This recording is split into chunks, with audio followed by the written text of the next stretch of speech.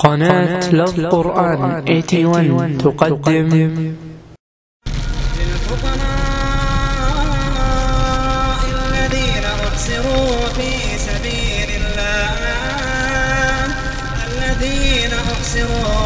سبيل الله لا يستطيعون ضربا في الأرض يحسبهم الجاهل أغنياء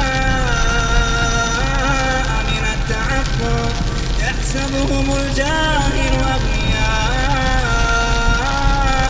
التعفف تعرفهم بسيماهم لا يسألون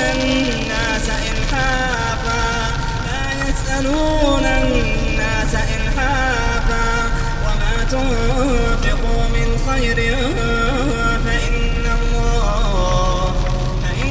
الله به عليم. الذين ينفقون أموالهم بالليل والنهار سرا وعلانية فلهم أجرهم عند ربهم ولا خوف عليهم ولا هم يحزنون.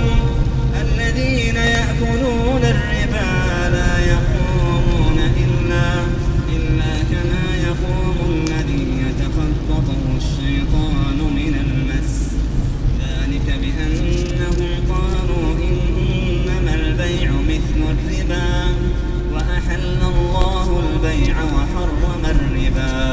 فمن جاءه موعظة من ربه فانتهى فله ما سلف وأمره إلى الله ومن عاد فأولئك أصحاب النار هم فيها خالدون. يمحق الله الربا ويربي الصدقات والله لا يحب كل كفار أثيم. إن الذين آمنوا وعملوا الصالحات وأقاموا الصلاة وآتوا الزكاة لهم أجرهم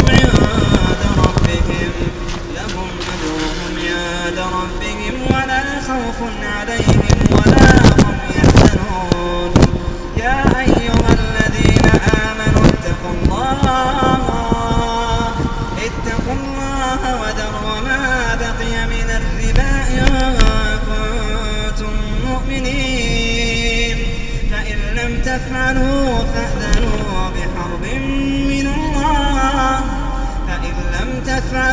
فأذنوا بحرب من الله ورسوله وإن تبتم فلكم رؤوس أموالكم